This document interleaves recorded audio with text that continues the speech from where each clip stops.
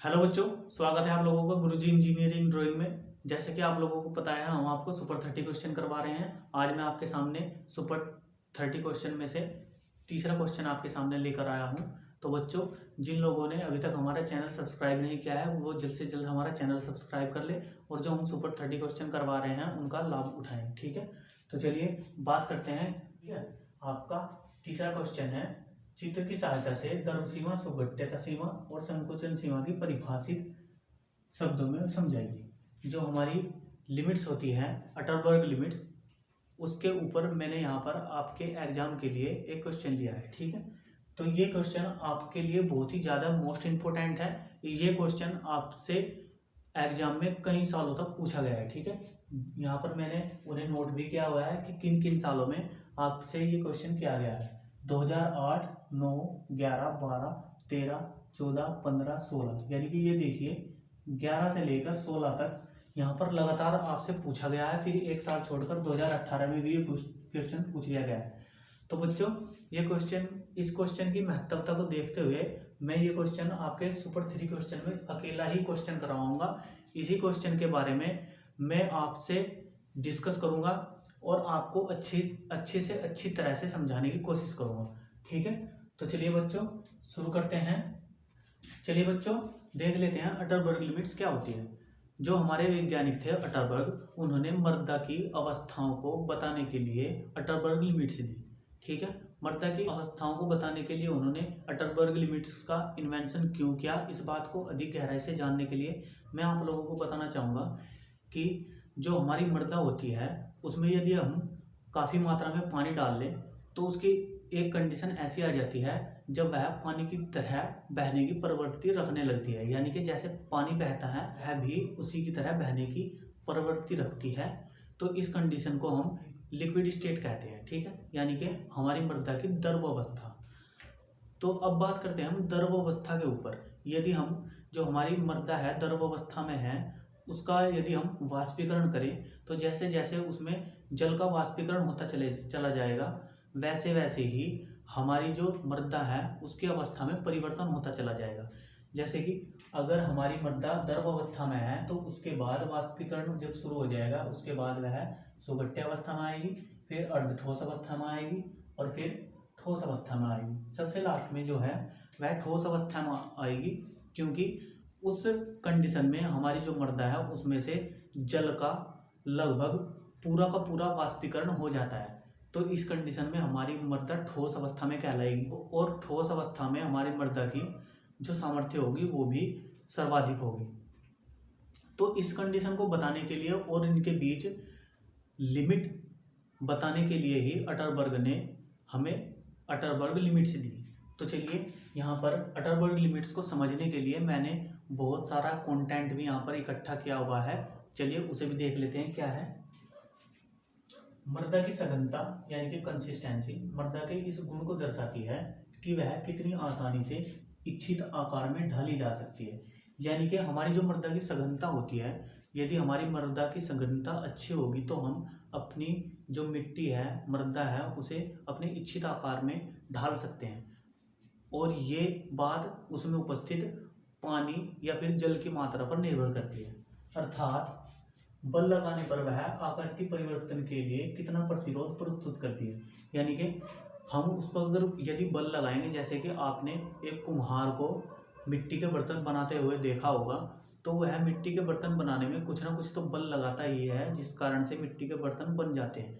तो उस बल को लगाने पर वह उसका कितना प्रतिरोध प्रस्तुत करती है, यानी कि जो हम बल लगा रहे हैं उसका कितना प्रतिरोध प्रस्तुत करती है, वो उसकी सघनता पर निर्भर होता है। ठीक है, तो चलिए अब आगे देखते हैं। यह मृदा की दृढ़ता को प्रदर्शित करती है, यानी कि उसकी स्टेफनेस को प्रदर्शित करती है। इसे मुलायम, दृढ़ तथा कठोर जैसे शब्दों से व्यक्त किया जा सकता है। यानी कि हमारी मृदा की सिचुएशन ऐसी भी हो सकती है कि एक समय पे वह मुलायम है, एक समय पे वह स्टिफ है और दूसरे समय में वह हार्ड है।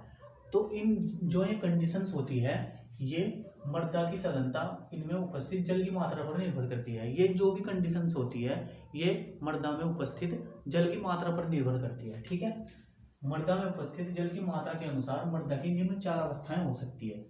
पहली अवस्था ठोस अवस्था होती है, दूसरी अर्ध ठोस अवस्था, तीसरी प्लास्टिक स्टेट और चौथी लिक्विड स्टेट। ठीक है, तो चलिए इन सभी स्टेट्स को बारीकी से समझने के लिए देख लेते हैं। सॉलिड स्टेट जो आपकी ठोस अवस्था होती है वो क्या होती है। इस अवस्था में मृदा ठोस की तरह व्यवहार करती है, यानी कि जैसे ठोस व्यवहार करते हैं उसी की तरह हमारी मृदा भी व्यवहार करती है और उसकी सामर्थ्य अधिक होती है। यानी कि जब आपकी मृदा ठोस होगी तो उसकी सामर्थ्य भी अधिक होगी। इस अवस्था में मृदा में जलांश की मात्रा कम करने पर उसके आयतन में कोई कमी नहीं आती है, यानी कि इसमें बहुत ही न्यूनतम जलांश होता है। अगर जलांश होता भी है तो इसमें बहुत ही न्यूनतम जलांश होता है, या फिर हम कह सकते हैं कि मृदा की सबसे कम जलांश वाली अवस्था हमारी ठोस अवस्था होती है। ठीक है, इस अवस्था में मृदा में जलांश काफी कम अथवा शून्य होता है तथा वह संतृप्त अवस्था में नहीं होती, वह संतृप्त अवस्था में नहीं होती। अब बात आती है यहाँ पर संतृप्त अवस्था की। तो संतृप्त अवस्था क्या होती है? संतृप्त अवस्था वह होती है जब मृदा में वायु रंध्र नहीं होते, यानी कि जो उसमें खाली स्थान होते हैं और उन खाली स्थानों में वायु भरी हुई होती है तो वे नहीं होते और उनकी जगह भी जल ले लेता है, यानी कि पानी उनकी जगह ले लेता है, तो वह अवस्था संतृप्त अवस्था होती है। लेकिन इस कंडीशन में क्या बोल रहे हैं, वह संतृप्त अवस्था में नहीं होती, यानी कि उसके कुछ रंध्र स्थानों में वायु होती है, यानी कि संतृप्त अवस्था में नहीं है और जो खाली स्थान है रंध्र स्थान है उनमें तो वायु होगी क्योंकि ये संतृप्त अवस्था में नहीं है। ठीक है, तो ये कंडीशन होती है आपकी सॉलिड स्टेट की। अब बात करते हैं हम सेमी सॉलिड स्टेट, यानी कि अर्ध ठोस अवस्था क्या होती है आपकी। इस अवस्था में जलांश की मात्रा ठोस अवस्था से अधिक होती है, यानी कि जितना जलांश हमारी ठोस अवस्था में होता है उससे अधिक मात्रा में जलांश हमारी अर्ध ठोस अवस्था में होता है। ठीक है, तथा मृदा संतृप्त अवस्था में होती है, यानी कि इसके जो खाली स्थान है उनमें जल भरा हुआ होता है। जैसे कि मैं अभी आपको बता रहा था, इसमें जो मृदा के खाली स्थान है उनमें जल भरा हुआ होता है, अर्थात मृदा में पानी अधिक होता है, जिससे मृदा कणों की सहसंजकता कम हो जाती है। सहसंजकता क्या होती है? सहसंजकता एक कण को दूसरे कण से जोड़ने की जो क्षमता होती है उसे हम सहसंजकता बोलते हैं। ठीक है, तो ये सहसंजकता इसमें पानी की मात्रा अधिक होने के कारण ये सहसंजकता कम हो जाती है, जिसके फलस्वरूप इस अवस्था में मृदा की सामर्थ्य कम हो जाती है, यानी कि उसकी जो स्टिफनेस है उसकी हार्डनेस है वो कम हो जाएगी क्योंकि उसमें पानी मिला हुआ है, इसलिए इसकी सामर्थ्य भी कम हो जाती है। थर्ड स्टेट आपकी है प्लास्टिक स्टेट, यानी कि सुगठ्य अवस्था। इस अवस्था में मृदा में सुगठ्यता का गुण होता है, जिस कारण मृदा को इसमें दरारें पड़े बिना किसी भी आकार में ढाला जा सकता है। यह वह अवस्था होती है जिसमें हम मृदा को किसी भी आकार में ढाल सकते हैं। ठीक है, मिट्टी के खिलौने बनाने या अन्य कोई सामान बनाने में वह सुगठ्य अवस्था में होनी चाहिए, यानी कि अगर हम कुछ भी मिट्टी का सामान बना रहे हैं तो वह मिट्टी सुगठ्य अवस्था में होनी बहुत ज़्यादा जरूरी है, तभी ये संभव है कि हाँ हम उससे कुछ बना पाएंगे। इस अवस्था में जल की मात्रा अर्ध ठोस अवस्था से अधिक होती है, यानी कि जो हमारी अर्ध ठोस अवस्था थी इसमें जो पानी की मात्रा थी उससे अधिक पानी की मात्रा हमारी प्लास्टिक स्टेट में होती है। इस अवस्था में मृदा की सामर्थ्य बहुत कम हो जाती है, यानी कि इस अवस्था में जब मिट्टी आती है, हमारी जो मृदा इस अवस्था में जब आती है तो इसमें उसकी सामर्थ्य बहुत कम हो जाती है। अब बात आती है स्टेट नंबर 4, यानी कि लिक्विड स्टेट जो होती है हमारी, यानी कि द्रव अवस्था। द्रव अवस्था क्या होती है? इस अवस्था में मृदा द्रव की तरह व्यवहार करती है, जैसे कि मैंने आपको शुरू में ही बताया था कि इस अवस्था में मृदा द्रव की तरह व्यवहार करने लगती है, अर्थात इसकी अपरूपण सामर्थ्य शून्य हो जाती है। इस अवस्था में जलांश की मात्रा सुगठ्य अवस्था से अधिक होती है, यानी कि जो हमारा ऊपर वाला कंटेंट है इसकी अपेक्षा इसमें जलांश की मात्रा अधिक होती है तथा मृदा की सामर्थ्य नगण्य होती है, इसमें मृदा की सामर्थ्य नगण्य होती है। ठीक है, तो ये कंडीशंस थी, जिन कंडीशंस को देखते हुए अटरबर्ग ने अटरबर्ग लिमिट्स का इन्वेंशन किया। ठीक है, तो चलिए अब देख लेते हैं हमारी अटरबर्ग लिमिट्स क्या होती हैं।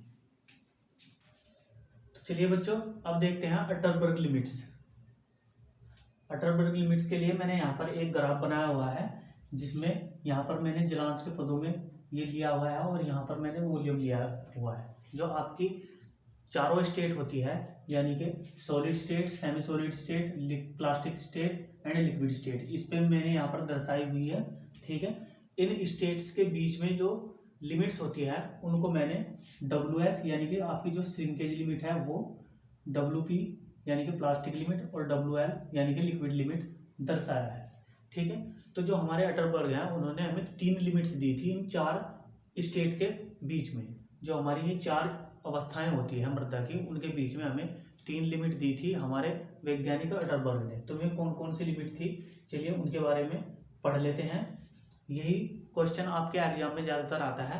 आपने अपने मॉडल टेस्ट पेपर्स में भी आपने देखा होगा, जो प्रीवियस ईयर्स पेपर्स हैं उनमें भी आपने देखा होगा कि ये क्वेश्चन ज़्यादातर आपके एग्जाम में आता है, इसलिए मैं आपके सुपर क्वेश्चन में इसे लेकर आया हूँ। ठीक है, तो चलिए इसके बारे में थोड़ा आपको मैं समझाना चाहूँगा। जो ये ग्राफ है इसमें जो ये जलांश का मार्क है, इसका मतलब है कि जैसे जैसे जलांश इसमें बढ़ता जाएगा तो इसकी अवस्था में परिवर्तन होता चले जाएगा। जैसे कि अगर हमारी सॉलिड स्टेट है, इसमें जैसे ही जलांश बढ़ना शुरू होगा तो वो फिर सेमी सॉलिड स्टेट में, फिर उसके बाद प्लास्टिक स्टेट में और सबसे बाद में लिक्विड स्टेट में आ जाएगा। और जैसे जैसे ये जलांश बढ़ता जाएगा, जैसे सेमी सॉलिड स्टेट में आ गया तो इसमें इसका वॉल्यूम भी बढ़ता हुआ जाएगा। ठीक है, जैसे कि अगर आपकी मृदा का कोई ठोस पिंड है उसमें हम जलांश की मात्रा डाल दें, थोड़ा भी अगर उसमें जलांश डाल दें तो उसका क्या होता है, उसके जो कण होते हैं उनका बल्क होने लगता है। जैसे कि आपने सैंड के बारे में पढ़ा होगा, बल्किंग ऑफ सैंड, उसमें भी ऐसा होता है। उसके कणों के चारों ओर एक पतली पानी की झिल्ली बन जाती है जिससे कि उसका वॉल्यूम बढ़ जाता है। तो जैसे जैसे इसमें हम पानी मिलाते जाएंगे वैसे वैसे इसका वॉल्यूम भी थोड़ा बढ़ता हुआ जाएगा। ठीक है, इसलिए यहाँ पर मैंने वॉल्यूम लिया हुआ है। तो चलिए अब देखते हैं अटरबर्ग लिमिट्स क्या है। ठीक है, इस प्रकार सघनता सीमाएं वे जलांश है जिन पर मृदा एक अवस्था से दूसरी अवस्था में परिवर्तित होती है। ठीक है, यानी कि ये वे लिमिट है जिन पर मृदाएं एक अवस्था से दूसरी अवस्था में पहुंच चुकी है। ठीक है, वहां तक की वो लिमिट है। तो अब देखते हैं हम लिक्विड लिमिट क्या होती है। यह सीमा द्रव व सुघट्य अवस्था में भेद करती है। यानी कि आपकी जो लिक्विड स्टेट होती है उसमें और जो प्लास्टिक स्टेट होती है उसमें इसकी बीच की सीमा है, यानी इन दोनों अवस्थाओं के जो बीच की सीमा है उसे हम लिक्विड लिमिट बोलते हैं। अर्थात मृदा में जल की वह न्यूनतम मात्रा जिस पर मृदा बिल्कुल अभी अभी द्रव अवस्था से बाहर आ गई है, इसे WL से डिनोट करते हैं। यानी कि जो ये लिक्विड लिमिट है, इधर इधर जो भी हमारा ये हिस्सा है ये लिक्विड स्टेट का हिस्सा है। ठीक है, और जो ये हमारी लिक्विड स्टेट है यहाँ पर इस पॉइंट पर पहुंचने पर हमारी जो मृदा है वो लिक्विड स्टेट से अभी अभी बिल्कुल बाहर आ गई। तो ये वो सीमा है। तो चलिए अब बात करते हैं प्लास्टिक लिमिट। जो लिक्विड लिमिट है उसे हम WL से डिनोट करते हैं। अब बात करते हैं प्लास्टिक लिमिट की। यह सीमा सुघट्य अवस्था तथा अर्धठोस अवस्था में भेद करती है। यानी कि आपकी जो प्लास्टिक स्टेट है और जो सेमी सॉलिड स्टेट है इनके बीच में जो भेद करती है वो आपकी प्लास्टिक लिमिट होती है।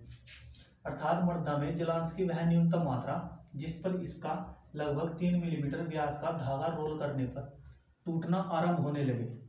ठीक है, जो प्लास्टिक लिमिट होती है उसमें यदि हम मृदा का 3 मिलीमीटर मोटा व्यास का धागा एक अगर हम रोल करें, ठीक है, तो यह वह अवस्था होती है जब वह टूटना आरंभ हो जाता है। ठीक है, इसे हम WP से प्रदर्शित करते हैं। अब number 3 shrinkage limit. Shrinkage limit यानी कि संकुचन सीमा हमारी क्या होती है। यह मृदा की अर्धठोस व ठोस अवस्था के बीच की सीमा है। यानी कि हमारी जो अर्धठोस अवस्था है उसके और जो हमारी सॉलिड स्टेट है उसके बीच की जो सीमा होती है उसे हम संकुचन सीमा कहते हैं। इसे WS से प्रदर्शित करते हैं। मृदा में जलांश की वह मात्रा जिसे और कम करने पर मृदा पिंड के आयतन में कोई कमी नहीं आती। यानी कि जो हमारी ये जो लिमिट होती है श्रिंकेज लिमिट, इसमें जल की वह मात्रा जिसमें यदि हम जलांश को और अधिक कम कर दे तो वह अपने आयतन में कोई परिवर्तन नहीं करती है, उसे हम संकुचन सीमा कहते हैं। तो बच्चों हमारा जो भी मोटिव था आप लोगों को अटरबर्ग लिमिट्स पढ़ाने का वो ये था कि आपके एग्जाम में ये क्वेश्चन बहुत ही ज़्यादा इम्पोर्टेंट है, इसलिए आप लोगों को ये याद रखना है।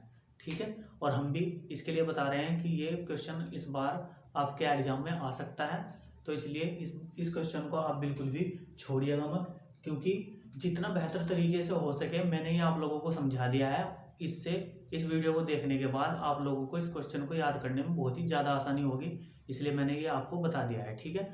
और मैं आप लोगों को बताना चाहूँगा कि जब हम सुपर 30 क्वेश्चन पूरे पढ़ा देंगे यहाँ पर, उसके बाद हम अपने यूट्यूब चैनल गुरुजी इंजीनियरिंग ड्राइंग पर हम आप लोगों को ये सभी जो हमारे नोट्स हैं इनकी आप लोगों को PDF प्रोवाइड कराएंगे, जिससे कि आपके एग्ज़ाम में बहुत ही ज़्यादा हेल्प होगी और आप हमारे ऐप से उन्हें डाउनलोड करके उन नोट्स का फ़ायदा उठा सकते हैं। तो बच्चों, आप लोगों को हमारी ये वीडियो कैसी लगी? यदि आपको हमारा वीडियो पसंद आया हो तो इसे ज़्यादा से ज़्यादा शेयर कीजिए और हमारे चैनल को सब्सक्राइब करना ना भूलिएगा। जय हिंद।